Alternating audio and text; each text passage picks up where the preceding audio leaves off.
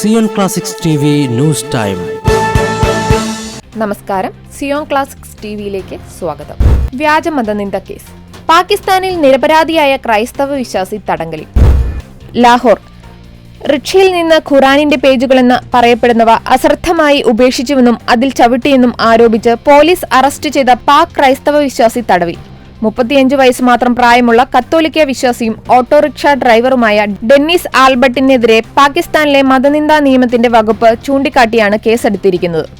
Section 295A മതവികാരം വ്രണപ്പെടുത്തൽ, section 295B ഖുറാൻ അവഹേളനം എന്നിവ പ്രകാരം പരമാവധി 10 വർഷം വരെ തടവ് ശിക്ഷ ലഭിക്കുന്നവയാണ് കുറ്റപത്രത്തിൽ ചാർത്തിയിരിക്കുന്നതെന്ന് മാധ്യമങ്ങൾ റിപ്പോർട്ട് ചെയ്യുന്നു.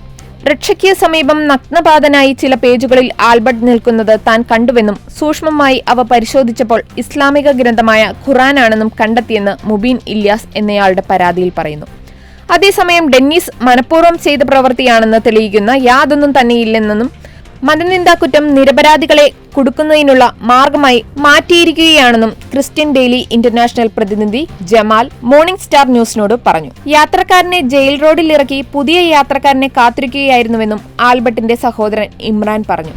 ഷൂസ് ഡെന്നീസിന്റെ റിക്ഷയിൽ ഉണ്ടായിരുന്നുവെന്നും പുതിയ യാത്രക്കാരനെ കാത്തിരിക്കാൻ മുച്ചക്ര വാഹനത്തിൽ നിന്ന് ഇറങ്ങിയപ്പോൾ ചൂടിൽ നിന്ന് തന്റെ പാദങ്ങളെ സംരക്ഷിക്കുവാനായി റോഡരികിലെ ചില കടലാസ് കഷ്ണങ്ങളിൽ ചവിട്ടിയെന്നും Imran Albert Christian Daily International മോർണിംഗിനോട് പറഞ്ഞു. പേജുകളിൽ ഇസ്ലാമിക ഗ്രന്ഥമാണെന്ന് ഡെന്നീസ് അപ്പോൾ അറിഞ്ഞിട്ടില്ലായിരുന്നു. സഹോദരൻ നിരപരാധിയാണെന്ന് വാദിച്ചപ്പോഴും ഇല്യാസും മറ്റു മുസ്ലിങ്ങളും തന്നെ ആക്രമിച്ചതായി ഇമ്രാൻ ആൽബർട്ട് പറഞ്ഞു. ലളിതമായ ജീവിതം നയിക്കുന്ന റിക്ഷ ഡ്രൈവറാണ് തടവിലാക്കപ്പെട്ടിരിക്കുന്നത്. ഏതെങ്കിലും വ്യക്തിയുടെയോ സമൂഹത്തിന്റെയോ മതവികാരം വ്രണപ്പെടുത്താൻ സഹോദരന് ഉദ്ദേശമില്ലായിരുന്നു.